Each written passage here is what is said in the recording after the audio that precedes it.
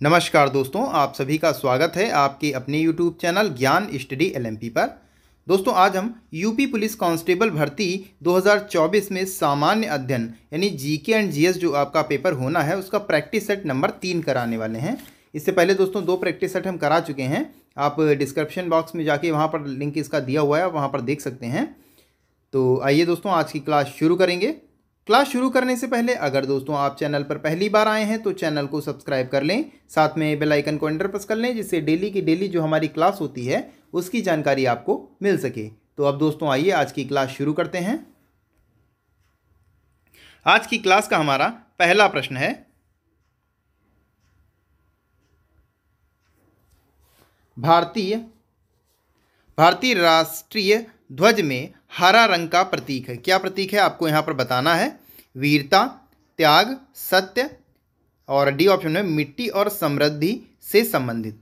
तो भारतीय राष्ट्रीय ध्वज में हरा रंग मिट्टी और समृद्धि से संबंधित है। तो यहाँ पर दोस्तों हमारा डी ऑप्शन दोस्तों इस प्रश्न का सही उत्तर हो जाता है। राष्ट्रीय ध्वज एक क्षैतिज तिरंगा है जिसमें सबसे ऊपर हरा केसरिया, सबसे ऊपर गहरा केसरिया, बीच में सफ़ेद और सबसे नीचे गहरे हरे रंग का समान अनुपात है। केसर साहस का प्रतीक होता है। केसरिया रंग जो होता है झंडे में वो साहस का प्रतीक होता है, जबकि सफ़ेद रंग की अगर बात कर लें तो ये सत्य और पवित्रता का प्रतीक होता है। वहीं अगर हम बात कर लें हरे रंग की तो प्रचुरता, मिट्टी और समृद्धि से संबंधित यह प्रतीक होता है। झंडे की अगर यहाँ पर अब ऊंचाई की बात कर ली जाए तो झंडे की चौड़ाई और उसकी लंबाई का अनुपात 2:3 होता है। ये दोस्तों एग्जाम में पूछा जाता है, इसलिए ये आपके लिए इंपॉर्टेंट है। इसका डिज़ाइन उस पहिए का है जो सारनाथ लॉयन कैपिटल अशोक स्तंभ राजधानी के अबेकस पर दिखाई देता है। इसके व्यास की अगर दोस्तों यहाँ पर बात कर ली जाए तो इसका व्यास सफ़ेद पट्टी की चौड़ाई के बराबर है और इसमें 24 तीलियाँ होती हैं। डिज़ाइन पिंगली वैकैया द्वारा दिया गया है और राष्ट्रीय ध्वज डिज़ाइन को 22 जुलाई 1947 को भारत के संविधान द्वारा इसको अपनाया गया था। तो ये दोस्तों क्वेश्चन कुछ आपके लिए इंपॉर्टेंट थे जो आपको जानने चाहिए, ये एग्ज़ाम में आपके पूछे जा सकते हैं। आइए दोस्तों अगला प्रश्न देखते हैं। अगला दोस्तों हमारा प्रश्न है, इसरो कहाँ है? जो भारत का इंडियन स्पेस रिसर्च ऑर्गेनाइजेशन है वो कहाँ पे है आपको बताना है। बेंगलोर, पंजाब, राजस्थान और डी ऑप्शन में इनमें से कोई नहीं।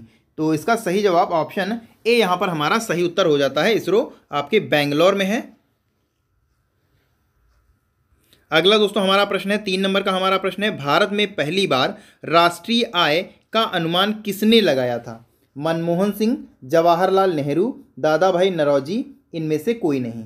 तो दादा भाई नौरोजी यहाँ पर हमारा सही उत्तर हो जाएगा, यानी इस प्रश्न का दोस्तों सी ऑप्शन सही उत्तर हो जाता है। अगला दोस्तों हमारा 4 नंबर का प्रश्न आ जाता है, किस शहर को सिलिकॉन वैली ऑफ इंडिया के नाम से जाना जाता है? जयपुर, बेंगलोर, पटना और डी ऑप्शन में इनमें से कोई नहीं। तो यहाँ पर दोस्तों सही उत्तर हो जाएगा बेंगलोर, यहाँ पर भी हमारा सही उत्तर हो जाएगा, यानी बी ऑप्शन दोस्तों इस प्रश्न का सही उत्तर हो जाता है। अगला दोस्तों हमारा 5 नंबर का प्रश्न आ जाता है, वे चट्टानें जिसमें जीवाश्म होते हैं क्या कहलाती हैं? तलछटी चट्टानें, आग्नेय चट्टानें, बेसाल्ट चट्टानें, उपर्युक्त में से एक से अधिक। तो ये दोस्तों कहलाती हैं तलछटी चट्टानें। तो ए ऑप्शन दोस्तों यहाँ पर सही उत्तर हो जाएगा। ये देखिए थोड़ी सी जानकारी यहाँ पर हम तलछटी चट्टानों की लेकर आए हैं। एक चट्टान प्रकृति रूप में पाए जाने वाले ठोस पुंज या खनिजों या खनिज पदार्थों का कुल जमा है। इसमें शामिल खनिजों जिसकी रासायनिक संरचना और इसके बनने के तरीके पर आधार पर वर्गीकृत किया जाता है। अब तलछटी चट्टानें क्या होती हैं आप यहाँ से देख सकते हैं। जीवाश्म मुख्य रूप से तलछटी चट्टानों में पाए जाते हैं क्योंकि ये चट्टानें कम तापमान और दबाव पर बनती हैं। तलछटी चट्टानों को द्वितीयक चट्टानों के रूप में भी जाना जाता है क्योंकि वे अन्य चट्टानों के अवसादों द्वारा निर्मित होती हैं जिन्हें श्रेणीकरण के एजेंटों द्वारा निरूपित और जमा किया जाता है। तलछटी चट्टानें मुख्य रूप से पृथ्वी की सतह पर पाई जाती हैं और वे पृथ्वी के 75% क्षेत्रफल तक फैली होती हैं। तो यहाँ पर दोस्तों इस प्रश्न का हमारे ए ऑप्शन दोस्तों सही उत्तर हो जाएगा। अगला दोस्तों आप प्रश्न पर चलते हैं। अगला दोस्तों हमारा प्रश्न आ जाता है 6 नंबर का प्रश्न आ जाता है, भारत के सर्वोच्च न्यायालय का पहला न्यायाधीश कौन था? दादा भाई नौरोजी, डॉक्टर जगदीश रेड्डी, हीरालाल जंकानिया और डी ऑप्शन में है इनमें से कोई नहीं। तो इसका दोस्तों सही उत्तर है हीरालाल कंजानिया, हमारा सही उत्तर हो जाता है। हीरालाल कंजानिया यहाँ पर हमारा सही उत्तर हो जाता है, यानी सी ऑप्शन दोस्तों सही उत्तर हो जाता है। भारत के सर्वोच्च न्यायालय का पहला मुख्य न्यायाधीश हीरालाल कंजानिया थे। आइए दोस्तों अगले प्रश्न को देखते हैं। 7 नंबर का हमारा प्रश्न है, विश्व की प्रथम महिला प्राइम मिनिस्टर कौन है? महिला प्राइम मिनिस्टर यहाँ पर विश्व की पूछा जा रहा है, ना कि भारत की। ऑप्शन है आपके, ए ऑप्शन में है डेरोक रीवा, बी ऑप्शन में है नाडो रोक्लीव और सी ऑप्शन में है श्री मावो मांडरेने और डी ऑप्शन में इनमें से कोई नहीं। तो इस प्रश्न का दोस्तों सही उत्तर है ऑप्शन यहाँ पर सीमा वो वांडरेने के सही उत्तर हो जाता है, यानी यहाँ पर हमारा सी ऑप्शन दोस्तों सही उत्तर हो जाता है। अगला दोस्तों हमारा 8 नंबर का प्रश्न आ जाता है, भारत की पहली महिला राज्यपाल कौन है? भारत की पहली महिला राज्यपाल के बारे में दोस्तों यहाँ पर पूछा गया है, सोनिया गांधी, सुचेता कृपलानी, सरोजनी नायडू और इनमें से कोई नहीं। तो इसमें दोस्तों सरोजनी नायडू सही उत्तर हो जाता है, यहाँ पर सी ऑप्शन दोस्तों इस प्रश्न का सही उत्तर हो जाएगा। वहीं अगर पूछा जाए भारत के किसी भी राज्य की प्रथम महिला मुख्यमंत्री की अगर बात की जाए तो सुचेता कृपलानी वहाँ पर आ जाएगा, सुचेता कृपलानी वहाँ पर सही उत्तर हो जाएगा। फिलहाल यहाँ पर राज्यपाल पूछा गया तो सरोजनी नायडू यहाँ पर सही उत्तर हो जाएगा। ये भी उत्तर प्रदेश की ही राज्यपाल रही हैं और ये भी उत्तर प्रदेश की मुख्यमंत्री रही हैं। पहली महिला मुख्यमंत्री सुचेता कृपलानी, पहली महिला राज्यपाल सरोजनी नायडू हो जाएंगी। तो यहाँ पर दोस्तों सी ऑप्शन इस प्रश्न का सही उत्तर हो जाता है। आइए दोस्तों अगले प्रश्न पर चलेंगे। अगला दोस्तों 9 नंबर का हमारा प्रश्न आ जाता है, कोणार्क सूर्य मंदिर कहाँ स्थित है? पंजाब, राजस्थान, उड़ीसा, इनमें से कोई नहीं। तो कोणार्क का सूर्य मंदिर की अगर बात करें तो ये दोस्तों उड़ीसा में स्थित है। तो यहाँ पर दोस्तों सी ऑप्शन इसका सही उत्तर हो जाता है। आइए अगले प्रश्न पर चलेंगे। अगला दोस्तों हमारा प्रश्न है, भारतीय संविधान के निर्माण के संदर्भ में निम्नलिखित कथनों पर आपको विचार करना है। यहाँ पर 3 आपके पॉइंट दिए हुए हैं। अभी पहले आप इन 3 पॉइंटों को पढ़िए, उसके बाद दोस्तों आपको आपके ऑप्शन आएंगे। पहले पॉइंट में क्या दिया हुआ, संविधान सभा में 15 महिला सदस्या थीं। संविधान के मसौदे पर प्रस्तावना को अक्टूबर 1948 में पारित होने की घोषणा की गई थी। और 3 नंबर में है, संविधान सभा की प्रांतीय संविधान समिति की अध्यक्षता सरदार पटेल ने की थी। तो इसमें अब दोस्तों आपके सामने ऑप्शन आ रहे हैं, ऊपर दिए गए कथनों में से कौन से सही हैं आपको यहाँ पर बताना है। ए ऑप्शन में 1 और 3, बी में है 2, सी में है 3 और डी में है उपयुक्त में से 1 से अधिक। तो इसमें दोस्तों सही उत्तर की अगर हम यहाँ पर बात कर लें तो संविधान सभा में 15 महिला सदस्याएं थीं, ये एकदम सही है दोस्तों। संविधान के मसौदे प्रस्तावना को अक्टूबर 1948 में दोस्तों ये घोषित नहीं किया गया था, तो ये दोस्तों हमारा गलत हो जाएगा। 3 नंबर वाला भी हमारा सही है, प्रांतीय संविधान समिति की अध्यक्षता सरदार पटेल ने की थी। तो पहला और तीसरा सही दोस्तों हो जाएगा। पहला तीसरा हमारे पहले ऑप्शन में यानी ए ऑप्शन में दोस्तों दे रखा है, तो ए ऑप्शन यहाँ पर हमारा सही उत्तर हो जाएगा। आइए अगले प्रश्न पर चलते हैं। यहाँ पर देखिए दोस्तों इसका दिया हुआ है, भारत की संविधान सभा का विचार सबसे पहले 1934 में मानवेंद्र नाथ राय और MN रॉय द्वारा दिया गया था। वर्ष 1935 में यह INC की आधिकारिक मांग बन गई थी और इसे अगस्त 1940 में प्रस्ताव को स्वीकार किया गया था। हालांकि इसे कैबिनेट मिशन योजना 1946 के तहत गठित किया गया था। संविधान सभा में 15 महिला सदस्याएं थीं, ये देखिए दोस्तों यहाँ पर दिया हुआ है। और स्वतंत्र भारत के संविधान को अपने तरीके से गठित करने हेतु योगदान दिया, इसलिए एक कथन हमारा सही हो जाता है। जवाहरलाल नेहरू 13 दिसंबर 1946 को ऐतिहासिक उद्देश्य पेश किया गया था। इसने विधानसभा के उद्देश्यों को परिभाषित किया और संविधान निर्माण में आकांक्षाओं को मूल्यों को स्थापित किया था। यहाँ पर इतनी ही जानकारी दोस्तों दी हुई है। अगला दोस्तों हमारा प्रश्न आ जाता है, 11 नंबर का हमारा प्रश्न आ जाता है, भारत का सबसे ऊंचा जल प्रपात कौन सा है, आपको यहाँ पर बताना है। लेरा फॉल, जोग फॉल, तारुपा फॉल और डी ऑप्शन है इनमें से कोई नहीं। तो इसका दोस्तों जोग फॉल हमारा सही उत्तर हो जाएगा, यानी यहाँ पर हमारा बी ऑप्शन दोस्तों सही उत्तर हो जाता है। अगला दोस्तों हमारा प्रश्न है, मुख्य रूप से गोबर गैस में कौन सी गैस पाई जाती है? आपके ऑप्शन है ऑक्सीटोन, नाइट्रोजन, मीथेन और इनमें से कोई नहीं। तो गोबर गैस में मुख्य रूप से मीथेन पाई जाती है, तो सी ऑप्शन यहाँ पर सही उत्तर हो जाएगा। आइए दोस्तों अगले प्रश्न पर चलेंगे। अगला दोस्तों हमारा प्रश्न है, प्लेन के टायरों में कौन सी गैस भरी जाती है? नाइट्रोजन, मीथेन, हीलियम, इनमें से कोई नहीं। तो प्लेन के टायरों में हीलियम भरी जाती है। ये दोस्तों सबसे हल्की गैस होती है, इसीलिए इस प्लेन के टायरों में इसका इस्तेमाल किया जाता है। तो सी ऑप्शन दोस्तों यहाँ पर सही उत्तर हो जाएगा। आइए दोस्तों अगले प्रश्न पर चलते हैं। अगला दोस्तों 14 नंबर का हमारा प्रश्न आ जाता है, भारतीय राष्ट्रीय कांग्रेस के पहले राष्ट्रपति कौन हैं? कांग्रेस के राष्ट्रपति की यहाँ पर बात दोस्तों की गई है, भारत के पहले राष्ट्रपति की नहीं की गई। भारत के पहले राष्ट्रपति डॉक्टर राजेंद्र प्रसाद थे, और इसमें राष्ट्रीय कांग्रेस के पहले राष्ट्रपति की बात की गई है तो दादा भाई नौरोजी। ऑप्शन में है डॉक्टर जगदीश रेड्डी, WC बनर्जी और इनमें से कोई नहीं। तो इसमें WC बनर्जी दोस्तों सही उत्तर हो जाएगा, यानी सी ऑप्शन दोस्तों यहाँ पर हमारा सही उत्तर हो जाएगा। आइए अगले प्रश्न पर चलेंगे। अगला दोस्तों 15 नंबर का हमारा प्रश्न आ जाता है, भारतीय राष्ट्रीय कांग्रेस की पहली भारतीय महिला राष्ट्रपति की बात की गई है। यहाँ पर पूछा गया है सोनिया गांधी, सुचेता कृपलानी, सरोजनी नायडू और डी ऑप्शन है इनमें से कोई नहीं। तो इसका दोस्तों सही उत्तर हो जाएगा सरोजनी नायडू, यहाँ पर सही उत्तर हो जाएगा। सी ऑप्शन दोस्तों यहाँ पर सही उत्तर हो जाएगा। आइए दोस्तों अगले प्रश्न पर चलेंगे। अगला दोस्तों हमारा प्रश्न है, भारतीय राष्ट्रीय कांग्रेस की पहली महिला अध्यक्ष कौन थी? एनी बेसेंट, सुचेता कृपलानी, सोनिया गांधी और डी ऑप्शन में है इनमें से कोई नहीं। तो इसका दोस्तों सही उत्तर हो जाएगा एनी बेसेंट, दोस्तों यहाँ पर सही उत्तर हो जाएगा। ए ऑप्शन यहाँ पर हमारा सही उत्तर हो जाएगा। आइए दोस्तों अगले प्रश्न पर चलेंगे। अगला दोस्तों हमारा प्रश्न है, भारतीय संविधान में नागरिकता से संबंधित भाग किस देश के संविधान से प्रेरणा लेता है? फ्रांस, संयुक्त राज्य अमेरिका, ऑस्ट्रेलिया और ब्रिटेन। तो यहाँ पर दोस्तों सही उत्तर हो जाएगा ब्रिटेन, यहाँ पर सही उत्तर हो जाएगा। डी ऑप्शन दोस्तों यहाँ पर हमारा डी ऑप्शन सही उत्तर हो जाएगा। अगला दोस्तों हमारा प्रश्न है, international court of justice located कहाँ है? टोक्यो, जापान, हेंग, नीदरलैंड, जकार्ता, न्यूजीलैंड और न्यूजीलैंड होगा दोस्तों। यहाँ पर गलत टाइपिंग हो गई है, और डी ऑप्शन में इनमें से कोई नहीं, ये गलत टाइपिंग हो गई है। तो इसका हेंग, नीदरलैंड दोस्तों सही उत्तर हो जाएगा, यानी बी ऑप्शन दोस्तों यहाँ पर हमारा सही उत्तर हो जाता है। आइए दोस्तों अगले प्रश्न पर चलते हैं। अगला दोस्तों हमारा 19 नंबर का प्रश्न आ जाता है, शुद्ध जल का पीएच मान क्या होता है? 7, 9, 1, इनमें से कोई नहीं। तो 7 दोस्तों सही उत्तर हो जाएगा, यानी यहाँ पर बी ऑप्शन दोस्तों हमारा सही उत्तर हो जाएगा। बी ऑप्शन यहाँ पर सही उत्तर हो जाएगा, शुद्ध जल का पीएच मान 7 होता है। अगला दोस्तों हमारा प्रश्न आ जाता है, अभ्रक का विश्व का सबसे बड़ा उत्पादक है कौन है? जापान, अमेरिका, भारत, इनमें से कोई नहीं। तो सबसे ज़्यादा अभ्रक का सबसे बड़ा उत्पादक राज्य भारत है, तो यहाँ पर सी ऑप्शन दोस्तों सही उत्तर हो जाता है।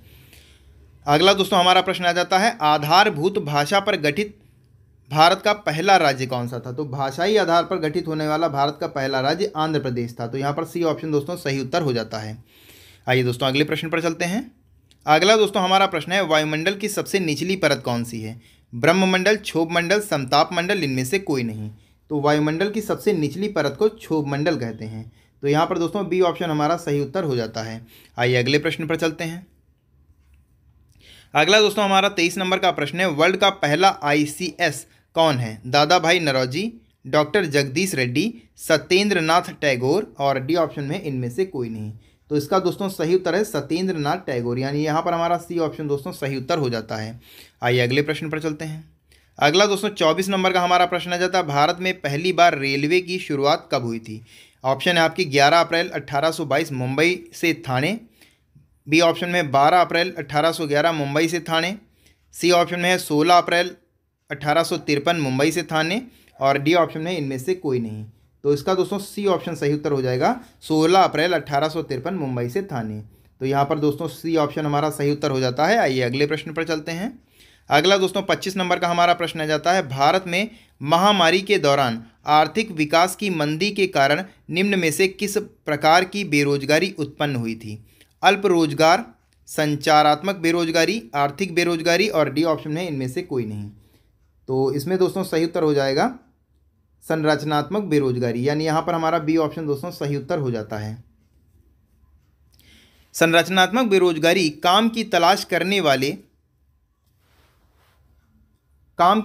करने वालों के कौशल और श्रमिकों की मांग करने वालों द्वारा मांगे गए कौशल को कोई मेल न होने के कारण होती है। संरचनात्मक बेरोजगारी इसलिए होती है क्योंकि श्रमिकों के पास आवश्यक नौकरी कौशल की कमी होती है या वे उन क्षेत्रों में बहुत दूर रहते हैं जहां नौकरियां उपलब्ध हैं और वे करीब नहीं जा सकते। संरचनात्मक बेरोजगारी लंबे समय तक चलने वाली बेरोजगारी है जो किसी अर्थव्यवस्था में बदलाव आने का कारण है। उदाहरण के लिए टाइपराइटर बनाने और बेचने वाले लोगों ने ऑटोमेशन के कारण अपनी नौकरी नहीं खोई, बल्कि उन्होंने टाइपराइटर का अधिक कुशल रूप से यानी कंप्यूटर बनाने और बेचने वाले लोगों के कारण अपनी नौकरी खो दी। अगला दोस्तों अब हमारा प्रश्न आ जाता है, भारत का अंतिम मुगल सम्राट कौन था? आलम शाह, बहादुर शाह द्वितीय, शेर शाह सूरी और डी ऑप्शन है इनमें से कोई नहीं। तो भारत का अंतिम मुगल बादशाह बहादुर शाह द्वितीय था। यहाँ पर हमारा बी ऑप्शन दोस्तों सही उत्तर हो जाता है। आइए अगले प्रश्न पर चलते हैं। अगला दोस्तों हमारा 27 नंबर का प्रश्न आ जाता है, भारतीय अंतरिक्ष प्रक्रम का जनक किसे कहा जाता है? इंदिरा गांधी, जवाहरलाल नेहरू, डॉक्टर विक्रम भाई और डी ऑप्शन में इनमें से कोई नहीं। तो यहाँ पर डॉक्टर विक्रम सर भाई हमारा सही उत्तर हो जाता है, यानी यहाँ पर दोस्तों हमारा सी ऑप्शन दोस्तों सही उत्तर हो जाएगा। अगला दोस्तों अब 28 नंबर का हमारा प्रश्न आ जाता है, वे स्थान जहाँ भारतीय मुद्रा नोट छापी जाती है कहाँ पे है? पटना बिहार, सारनाथ वाराणसी, नासिक महाराष्ट्र और डी ऑप्शन में इनमें से कोई नहीं। तो नासिक महाराष्ट्र यहाँ पर हमारा सही उत्तर हो जाता है, यानी सी ऑप्शन दोस्तों हमारा इस प्रश्न का सही उत्तर हो जाता है। आइए अगले प्रश्न पर चलते हैं। अगला दोस्तों हमारा प्रश्न है, भारतीय रिजर्व बैंक कब स्थापित किया गया था? 1 अप्रैल 1935 कोलकाता, 1 अप्रैल 1995 कोलकाता, 1 अप्रैल 1915 कोलकाता, डी ऑप्शन में इनमें से कोई नहीं। तो इसका दोस्तों सही उत्तर है 1 अप्रैल 1935 कोलकाता। तो ए ऑप्शन दोस्तों यहाँ पर हमारा सही उत्तर हो जाता है। आइए अगले प्रश्न पर चलते हैं। अगला दोस्तों 30 नंबर का हमारा प्रश्न आ जाता है, भारतीय राष्ट्रीय कांग्रेस के पहले मुस्लिम राष्ट्रपति कौन थे? जफ़र तैयबज़ी, अब्दुल खान, बदरुद्दीन तैयबज़ी और इनमें से कोई नहीं। तो इसका दोस्तों सही उत्तर हो जाता है बदरुद्दीन तैयबज़ी सही उत्तर हो जाएगा, यानी यहाँ पर हमारा सी ऑप्शन दोस्तों सही उत्तर हो जाता है। आइए दोस्तों अगले प्रश्न पर चलते हैं। अब 31 नंबर का दोस्तों यहाँ पर हमारा प्रश्न आ जाता है, 3 ट्रिलियन का बाजार पूंजीकरण पार करने वाली दुनिया की दूसरी कंपनी कौन सी बनी है? Microsoft, Apple, TCS, Tesla. तो माइक्रोसॉफ्ट दोस्तों यहाँ पर हमारा सही उत्तर हो जाएगा। माइक्रोसॉफ्ट एकदम सही उत्तर इसका दोस्तों हो जाता है। दिग्गज टेक्नोलॉजी कंपनी माइक्रोसॉफ्ट का बाजार पूंजीकरण $3 ट्रिलियन को पार कर गया है और माइक्रोसॉफ्ट आईफोन निर्माता कंपनी एप्पल के बाद यह आंकड़ा छूने वाली दूसरी सबसे बड़ी कंपनी बन गई है। तो यहाँ पर दोस्तों हमारा ए ऑप्शन सही उत्तर हो जाता है। आइए अगले प्रश्न पर चलते हैं। अगला दोस्तों हमारा प्रश्न है, इस वर्ष गणतंत्र दिवस समारोह के मुख्य अतिथि कौन थे? आपको बताना है। Emmanuel Macron, Joe Biden, Abdel Fattah el CC, Rishi Sunak. तो इसका दोस्तों सही उत्तर है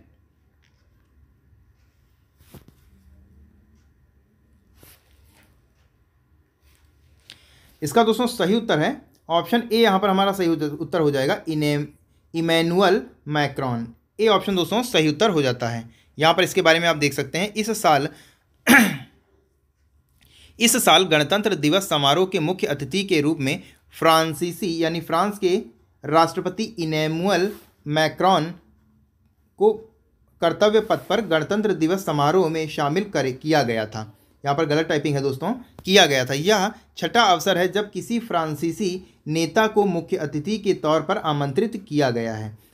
गौरतलब है कि भारत इस वर्ष अपना 75वां गणतंत्र दिवस मना रहा है और पिछले साल मिस्र के राष्ट्रपति अब्दुल फतेह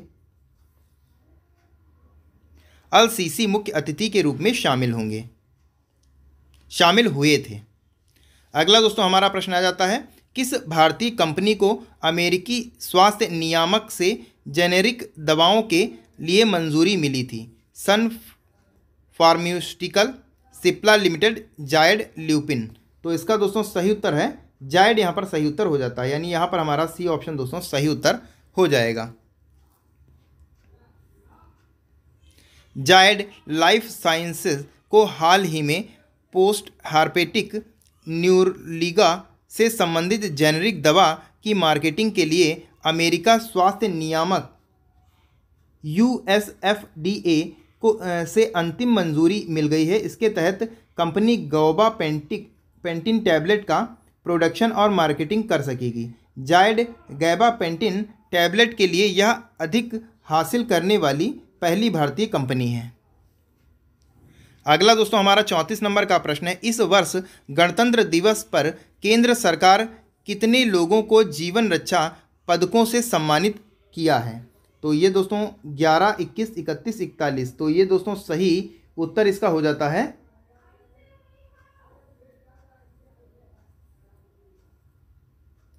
31 दोस्तों, सी ऑप्शन यहाँ पर हमारा सही उत्तर हो जाता है।